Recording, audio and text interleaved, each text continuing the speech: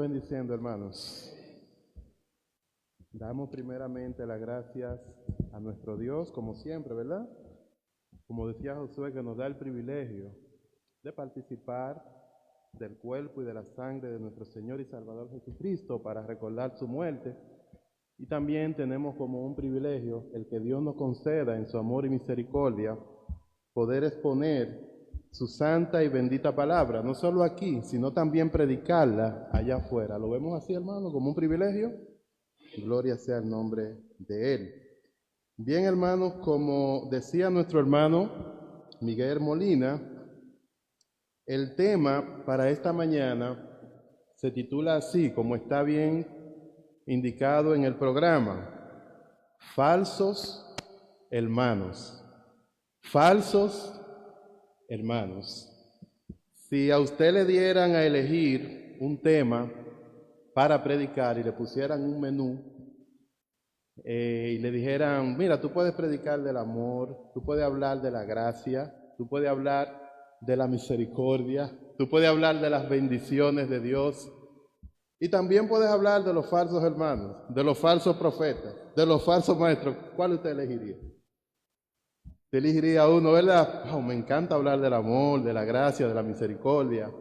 Sin embargo, hermanos, así como nos gusta hablar de lo dulce, predicar de lo que es bueno, agradable, en las Sagradas Escrituras también se nos llama, como decía Molina también, a exponer todo el consejo de Dios.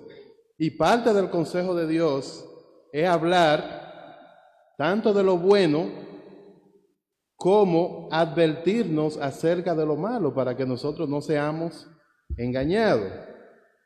Entonces, hay un texto que leyó nuestro hermano Alberto Asensio al inicio, ¿verdad?, de esta segunda parte, que se ubica en Mateo capítulo 7, versículo 21 al 23. Vamos a analizar brevemente ese texto, pero también vamos a referirnos en el mensaje de esta mañana a qué es un falso hermano. Vamos a abordar por lo menos 3 definiciones de lo que es un falso hermano, pero también nos vamos a referir a la necesidad que tenemos todos nosotros, los que estamos presentes, de hacernos un autoexamen a luz de esta realidad de que hay falsos hermanos. Y finalmente vamos a referirnos por lo menos a algunas 4 características que nos ayudan a identificar a un falso hermano, a un falso cristiano o a un falso profeta. Les invito, amados, a que vayamos, tengan la amabilidad de que me acompañen a Mateo capítulo 7, versículo 21 al 23. La palabra de Dios nos dice: no todo el que me dice, Señor, Señor, entrará en el reino de los cielos, sino el que hace la voluntad de mi Padre que está en los cielos. Muchos me dirán en aquel día: Señor, Señor, ¿no profetizamos en tu nombre? ¿Y en tu nombre echamos fuera demonios? ¿Y en tu nombre hicimos muchos milagros? Dice el verso 23. Y entonces les declararé: nunca os conocí. Apartaos de mí, hacedores de maldad. Wow, hermano, qué palabra es esta más fuerte, ¿eh? Y la dijo nuestro Señor y Salvador Jesucristo. En síntesis, lo que estamos viendo en estos versículos son por lo menos 3 cosas.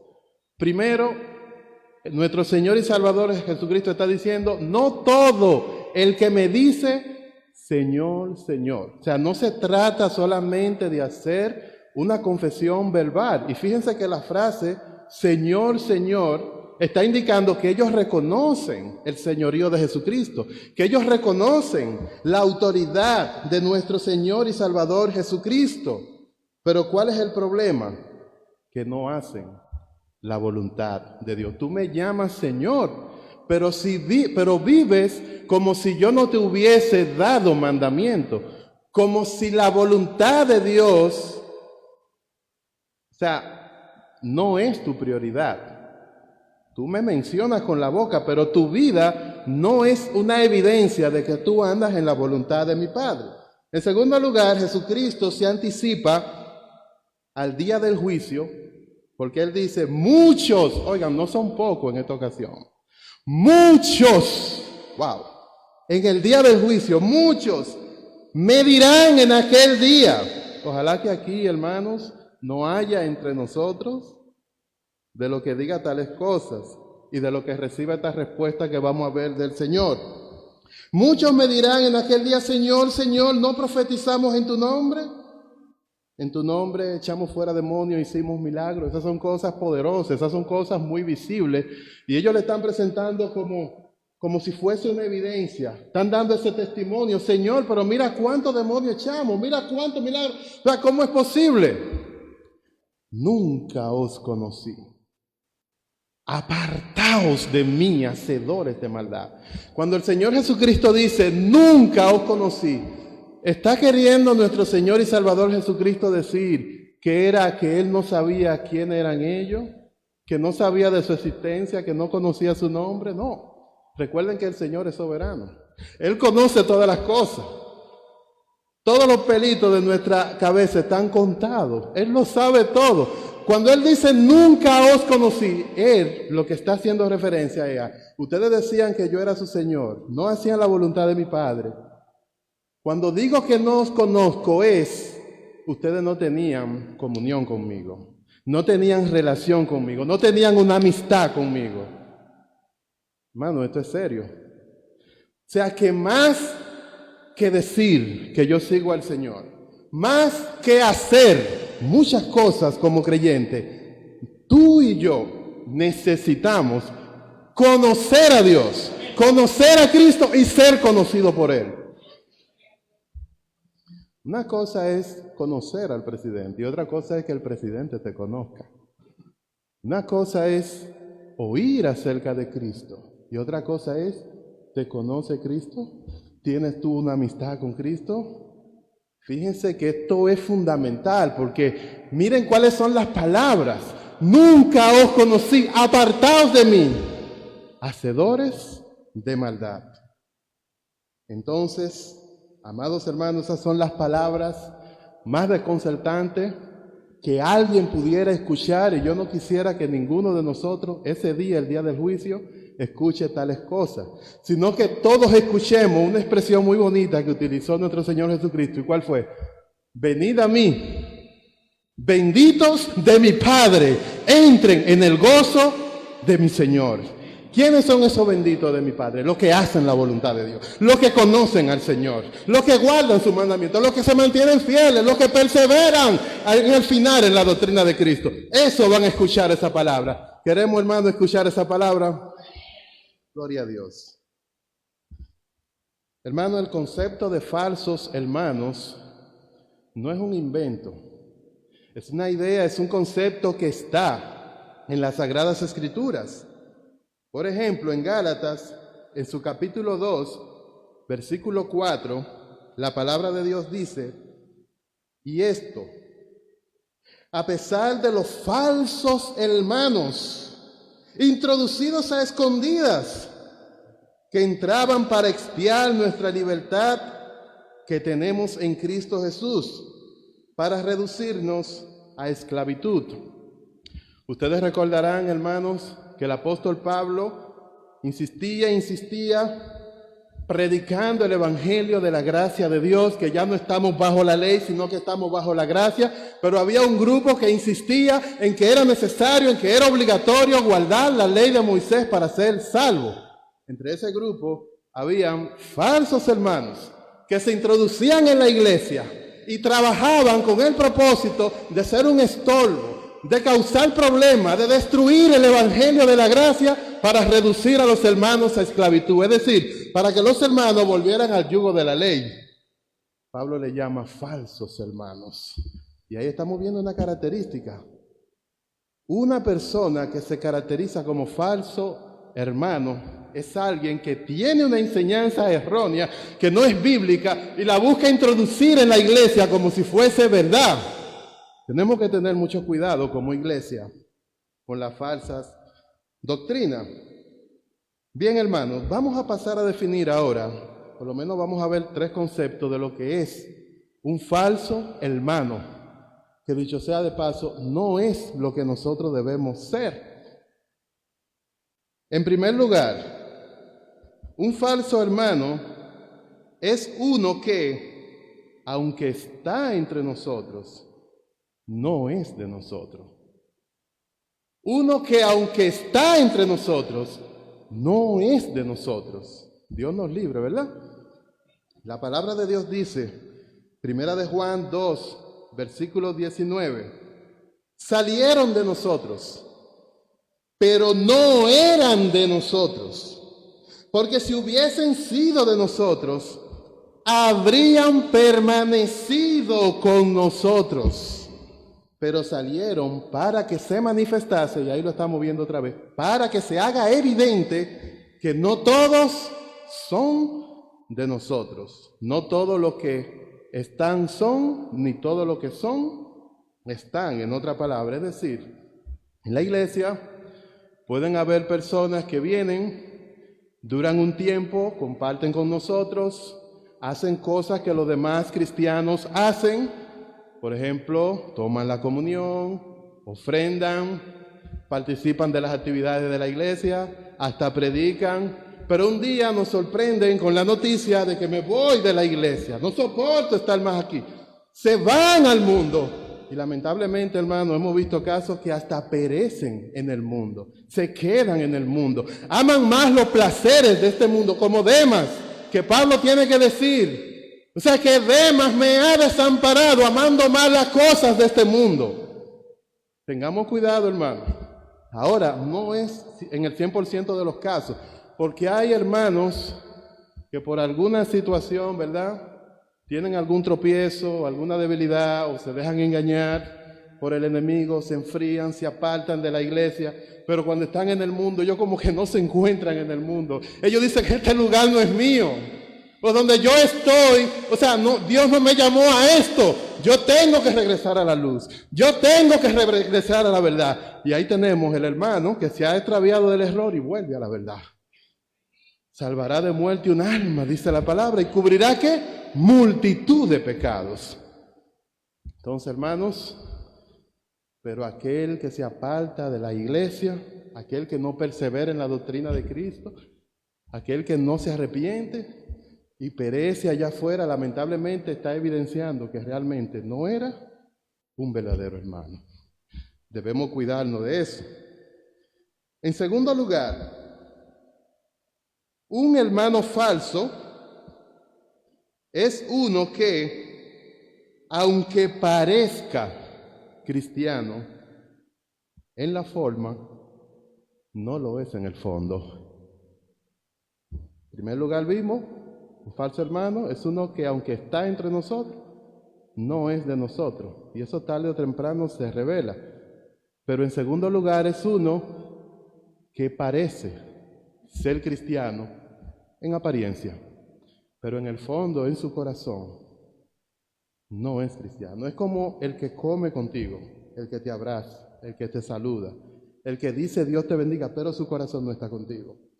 Porque cuando está con los amigos, cuando está con su esposa o con alguien en la cama, te murmura, chismea, te destruye, no te soporta. Come contigo, pero su corazón no está contigo. Ese es un falso hermano. Tú y yo debemos de cuidarnos de eso. Pero los siervos del Señor no debemos murmurar. ¿Recuerdan a los hijos de Cloé? ¿Cómo la tierra se lo tragó por murmurar contra Moisés? Cuidémonos nosotros de eso. Desde un miembro hasta el que tenga una posición de liderazgo, todos debemos de cuidarnos de eso. Es la palabra de Dios, no la palabra de Jace. Entonces cuidémonos de actitudes como esa, porque podemos parecer cristianos en la forma. Recuerden ustedes la parábola del trigo y la cizaña. ¿Qué pasó en la parábola del trigo y la cizaña? Ustedes recuerdan que el Señor siembra trigo y aquí aparece cizaña y los siervos se lo comunican, pero ven acá, tú no sembraste trigo, mira aquí donde apareció la cizaña. ¿Qué dice Jesús? Un enemigo vino, lo que ustedes dormían, un enemigo vino y sembró cizaña. Pero vamos entonces a arrancarlas. No, dejen que crezcan juntas. Y en el día de la siega, ahí veremos quién es trigo y quién es cizaña. Y hermano, es difícil porque ustedes saben que el trigo y la cizaña, ¿qué características tienen? Que se parecen mucho, ¿verdad? Ambos son hierbas, tienen un tallito largo y delgado, pero entonces cuando comienzan a crecer tienen esta característica, es que se parecen tanto que si tú no eres, o yo no soy un agricultor experimentado, porque yo no soy agricultor, ¿verdad? Pero si no somos agricultores experimentados, podemos confundirnos. Y si nos apresuramos a arrancar la cizaña creyendo que es el trigo, o viceversa, nos vamos a confundir. Entonces, si bien hay similitudes, hay también diferencias. ¿Cuáles son esas diferencias? Bueno, primero, el trigo representa a los hijos del reino, la cizaña a los hijos del diablo, a los hijos del malo. El trigo es sembrado por el Hijo del Hombre. Si tú eres un verdadero creyente, una sierva, un siervo de Dios, aquí en la iglesia te puso Jesucristo. ¿Cuántos lo creen así? Pero el que es cizaña, y esperamos en Dios, ¿verdad?, que aquí no haya cizaña, pero este es el mensaje que Dios nos llama a predicar. La cizaña es sembrada por el diablo. Ojo con eso. El trigo es recogido y almacenado en el granero, que es símbolo del reino de los cielos. Pero la cizaña es recogida y quemada en el fuego, que es símbolo de juicio. El trigo produce buen fruto, es deseado, es agradable al agricultor. Pero la cizaña es un estorbo para el crecimiento del trigo, una plaga no deseada en el cultivo. Si lo llevamos del ejemplo de la naturaleza al ejemplo de la humanidad, ¿ustedes creen que es así, hermano? Que hay personas que son como el trigo, que siempre están dando buenos frutos, siempre evidencian, muestran el fruto del Espíritu Santo, pero hay otros que lamentablemente parecen ser un estorbo para el crecimiento espiritual. Están metiéndole el pie a otro para que caiga, están criticando, están murmurando, nada se lo encuentran bien, se están quejando de todo. Hermano, eso es cizaña. Porque lo natural, lo normal es que nosotros como creyentes, como hijos de Dios, estemos concentrados en Cristo, en el cielo, en la salvación, en la vida eterna, en ser santo, en ser puro, en amarnos, ¿verdad? Esa es la concentración. Pero parece haber un grupo de personas que lamentablemente se circunscriben a eso de los muchos que le dirán a Jesús, pero no profetizamos en tu nombre, no echamos fuera demonios, no hicimos muchos milagros. Y Jesús le va a decir, nunca os conocí, hacedores de maldad, apártense de mí. Hermanos, son las palabras más tristes, las palabras más duras que alguien puede escuchar. Por tanto, tú y yo, es necesario que nos evaluemos a través de la Sagrada Escritura para ver si somos trigo o si somos cizaña. Eso nos lleva al segundo encabezado de nuestro sermón en esta mañana. La necesidad de hacernos un autoexamen. Ustedes se lo podrían encontrar extraño, pero estas son las palabras del apóstol Pablo. A los cristianos, a los creyentes, Pablo les escribe en 2 Corintios 13:5 lo siguiente: examinaos a vosotros mismos. Se lo está diciendo a los cristianos. Examinaos a vosotros mismos si estáis en la fe. Probaos a vosotros mismos. ¿O no os conocéis a vosotros mismos que Jesucristo está en vosotros? A menos que estéis reprobados. Es decir, es una probabilidad. Tú y yo, a lo que se nos está invitando aquí, es hacer una evaluación sincera. hacer una mirada por dentro, una introspección, una autoevaluación. Déjame ver cómo está mi fe. ¿Realmente soy cristiano? ¿Realmente tengo el Espíritu Santo? ¿Realmente soy de Dios? Esas son preguntas saludables. No pensemos que es una duda en un sentido maligno. No. Una prueba sincera de fe. ¿Por qué, hermanos? Porque hay muchas maneras en las Sagradas Escrituras que nos dicen si somos o si no somos, si somos trigo o si somos cizaña, si somos oveja o si somos cabritos, si somos hijos de Dios o hijos del diablo. Hay muchas evidencias en las Sagradas Escrituras y es saludable que nosotros nos hagamos este autoexamen. Lo está diciendo el apóstol Pablo. Ahora bien, hermanos, ¿cómo nosotros sabemos que estamos en la fe? ¿Cómo nosotros sabemos que somos hijos de Dios?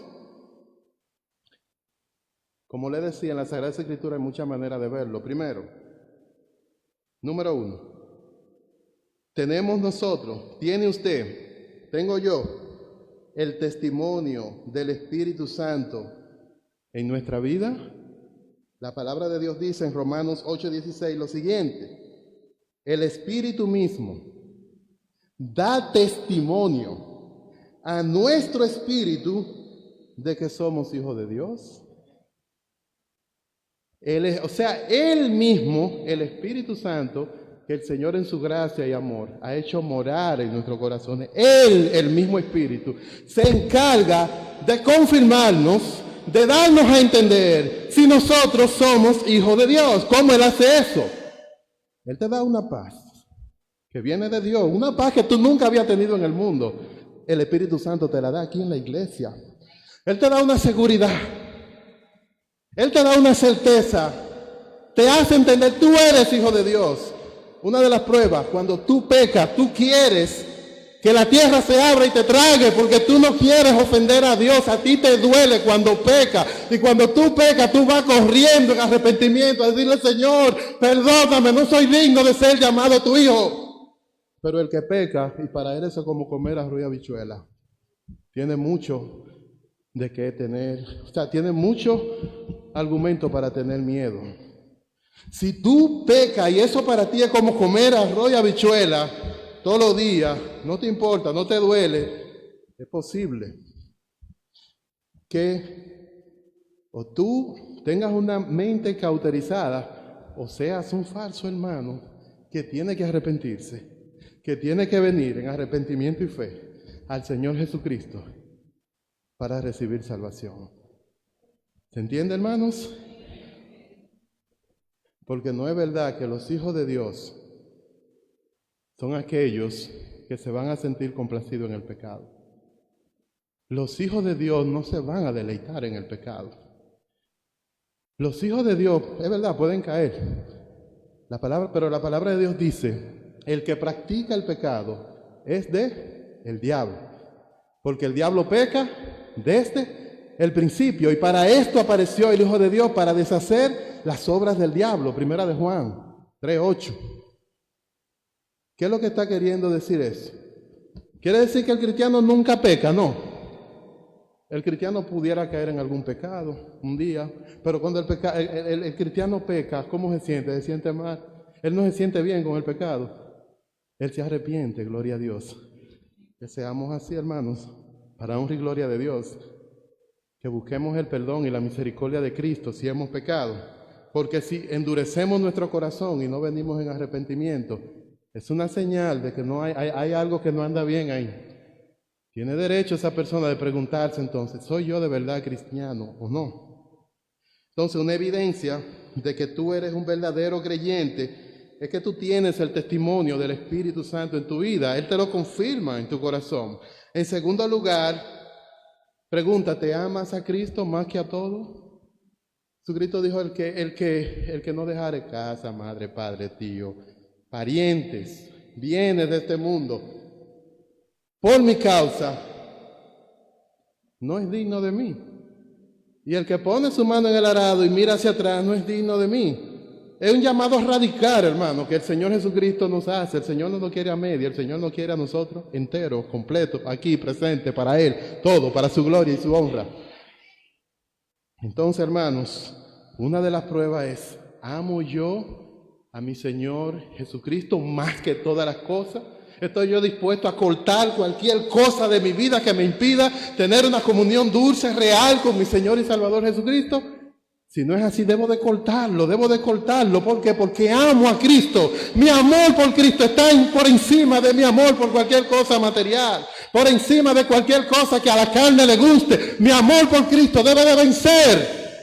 Si vence tu amor por Cristo, tú eres un verdadero hijo de Dios, una verdadera hija de Dios.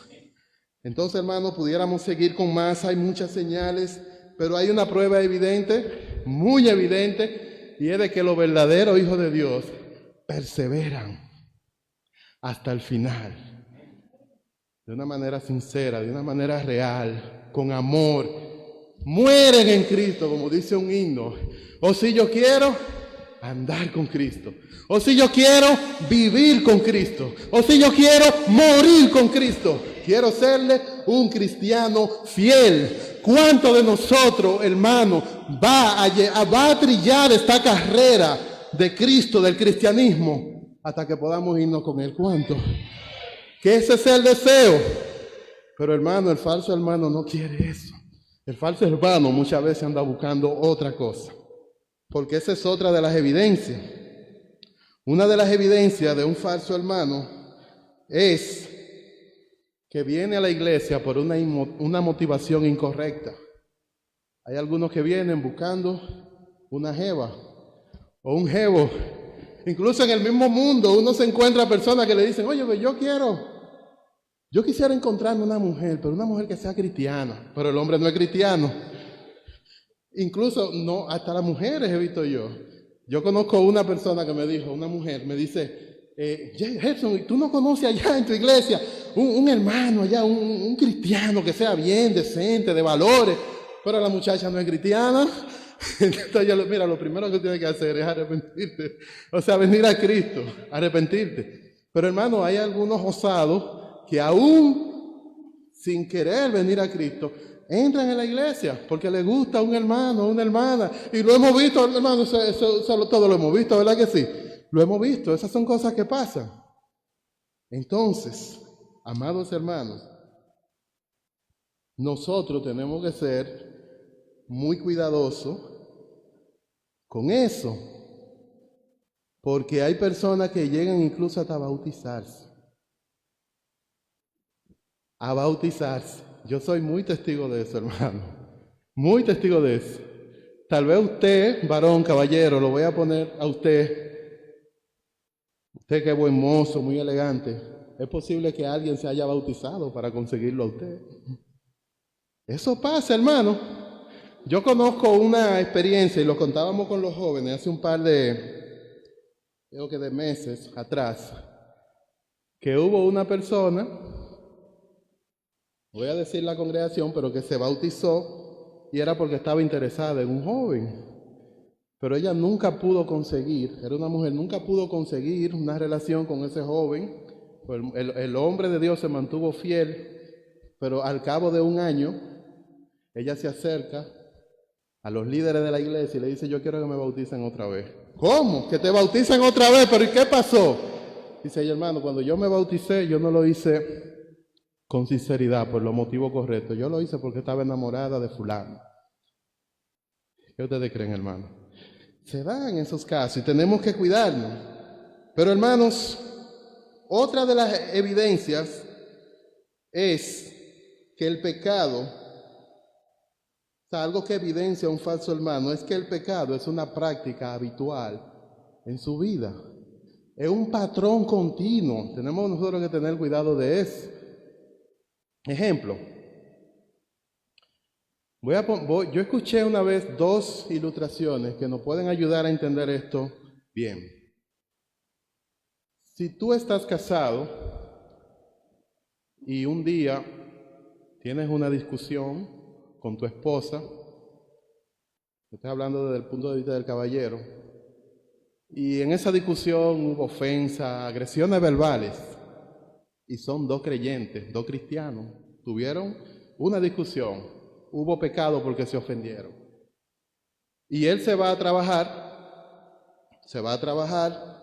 No resolvieron el conflicto, no resolvieron el problema en ese momento y él se va a trabajar. Y allá hace su trabajo y cuando regresa a casa, si él llega y recibe a su mujer normal, como si nada ha pasado, no hay un momento en el que se piden perdón, que se reconcilian por lo que pasó esta mañana. Eso es algo que puede ocurrir en el mundo, hermano, pero no entre nosotros como cristianos. Porque fíjense qué pasa con el verdadero cristiano. Si tú eres un verdadero cristiano y le fallas a tu esposa, o viceversa, le fallas a tu esposo y te vas a trabajar, cuando tú vas en el camino, cuando tú vas en el vehículo, cuando vas en el carro, si tú eres cristiano de verdad, tú vas a ir con una carga en tu corazón. Tú dices, wow, le hablé mal a mi esposa, le hablé mal a mi esposo. Tengo que pedirle perdón, tengo que humillarme, tengo que sentarme con ella. Cuando tú regreses, tú puedes comprar hasta un ramo de flores si quieres, ¿verdad? Para ponerte frío, ¿verdad? Y habla con tu esposa, y habla con tu esposo. Si tú haces eso, tú estás dando evidencia de que tú eres un hijo de Dios. ¿Por qué? No es porque tú te estás arreglando solamente con tu esposa, lo estás haciendo con Dios. Porque el que peca, en principio peca contra Dios primeramente. No creamos nosotros, hermanos, que cuando uno peca, peca sencillamente contra fulano, fulana, y yo me arreglo con él. No. Vamos primero, Señor, ofendí a mi hermano, ofendí a mi hermana. O sea, yo quiero estar bien, yo quiero estar en comunión contigo, Padre. Eso tiene una lógica, hermano. ¿Y cuál es la lógica? Bíblica, la que dice la siguiente: el que no ama a su hermano, a quien ha visto, ¿cómo puede amar a Dios a quien no ha visto? Nosotros sabemos, dice la palabra, 1 de Juan 3:14, nosotros sabemos que hemos pasado de muerte a vida en que amamos a los hermanos. El que no ama a su hermano, dice la palabra, está ciego y no sabe a dónde va porque las tinieblas han cegado sus ojos. Una evidencia de que tú eres un verdadero hermano es el amor. No solamente tu amor a Cristo, tu amor a tu hermano, tu amor a tu hermana. Porque eso es lo que ha hecho el Espíritu Santo. ¿Cuál es el fruto del Espíritu Santo? El amor. Es lo que dice Gálatas 5:22, ¿verdad? El fruto del Espíritu es amor, gozo. O sea, tú no solamente necesitas tener una evidencia interna de que tú eres un hijo de Dios, sino que si tú tienes una evidencia externa, eso se va a reflejar también hacia afuera. El fruto del Espíritu también se refleja hacia afuera. Finalmente, hermanos, estoy hablando ahora de las evidencias, de las características que destacan, que hacen reconocer a un falso hermano. Otra de ellas es que manifiesta una actitud continua de arrogancia. ¿Recuerdan ustedes a Dióstrefe? ¿Qué dice tercera de Juan en el versículo 9? Porque tiene un solo capítulo, ¿verdad? Dice, yo he escrito a la iglesia, dice el apóstol Juan, pero Dióstrefes, al que le gusta tener el primer lugar entre ellos, no nos recibe. O sea, Juan le está escribiendo a Gallo, al hermano Gallo, y Juan está destacando la fidelidad de Gallo, el buen comportamiento de Gallo, un hermano verdadero en la fe. Pero no deja entonces de mencionar a Dióstrefe. Es este sujeto que quiere siempre controlarlo todo, tener la preeminencia, tiene una ambición de poder, quiere estar por encima de los demás, tiene una ambición personal desmedida. Yo soy el que mando aquí. Los hermanos llegaron, no los recibimos. Esos no son de mi equipo, esos no son de mi grupo. Hay hermanos, ¿qué iglesia que sufre cuando hay un Dióstrefe? Yo soy el cacique, esta es mi parcela. Tenemos que cuidarnos, hermanos, de subir a un Dióstrefe en la iglesia. La iglesia es la que tiene que cuidarse de eso, de subir a un hombre arrogante. Pero la iglesia puede quitar también a un hombre arrogante. ¿Entienden? Entonces, Dióstrefe es el perfecto ejemplo de un liderazgo inadecuado. Porque el hombre de Dios, la mujer de Dios, si tienen posiciones de liderazgo en la iglesia, lo que lo debe de caracterizar es la humildad. Jesucristo dijo, aprendan de mí que soy manso y humilde de corazón. ¿Cuál es el objetivo nuestro en la iglesia, de todos nosotros? Parecernos a Cristo, hermano. Ser como Cristo. Y el que trata de parecerse a Cristo en su humildad, ¿verdad? Se está pareciendo efectivamente a Él y eso lleva gloria a nuestro Dios. Por último, amados hermanos, un falso hermano es una persona que promueve la división y las enseñanzas falsas en la iglesia. Y eso nos está mandando otro mensaje. ¿Cuál es el otro mensaje? Que entonces la iglesia y el liderazgo de la iglesia tienen que conocer bien la Biblia. Tienen que empaparse bien del consejo de Dios. Porque usted cuando tiene un billete verdadero, usted va a saber cuál es el billete falso. Cuando hace la comparación. De la misma manera, la doctrina verdadera, y por eso se está estudiando, ¿verdad? Que bien explicaba. Yo estaba gozoso esta mañana con la explicación que daba nuestro hermano Moisés en el estudio de la Santa Cena. Gozoso porque es un tema que lo vemos cada domingo, pero pocas veces sacamos un momento para explicarlo así con cucharita, de manera más detallada. Yo quiero ya ver la segunda parte. Entonces, qué bueno. Pero eso es parte de uno empaparse bien de la doctrina, de conocer bien los asuntos de la fe, para no dejarse engañar del error. ¿Por qué? Porque habían dos sujetos en la iglesia del primer siglo, uno llamado Himeneo y otro Fileto. Ustedes saben qué estaban diciendo esos dos verdugos. Ellos se extraviaron de la verdad y habían comenzado a enseñar que la resurrección ya había pasado. O sea, la resurrección futura de los muertos, la que nosotros esperamos, porque nosotros creemos, ¿verdad?, en la resurrección de los muertos. Creemos en la segunda venida de Cristo, amén. Pero Fileto e Himeneo se habían encargado de promover en la iglesia que ya la resurrección había pasado, que eso fue una experiencia mística, de acuerdo a los estudiosos. Ellos decían que eso fue una experiencia mística o algo que ocurrió en el momento del bautismo, y sí, en el momento del bautismo hay una resurrección, pero eso no quita la idea, la verdad bíblica establecida de que hay una resurrección corporal al final. Entonces ellos estaban negando eso. O sea, personas así, que promueven falsas doctrinas, promueven división en la iglesia, caen en la categoría de un falso hermano, de un falso profeta, de un falso maestro. ¿Y cuál es la directriz, el consejo bíblico al liderazgo de la iglesia que hace el apóstol Pablo en un caso como ese? Pablo le dice al que persiste en dividir, ¿verdad? Deséchalo, sabiendo que el tal se ha pervertido y peca deliberadamente. Por eso es que la iglesia debe conocer bien la doctrina de Cristo. Gloria y honra al nombre de Dios. Llamado final. Esto es para que nos hagamos una autoevaluación, como dijo el apóstol Pablo. Examinaos a vosotros mismos si estáis en la fe, o no saben que Cristo está en ustedes, a menos que estén reprobados.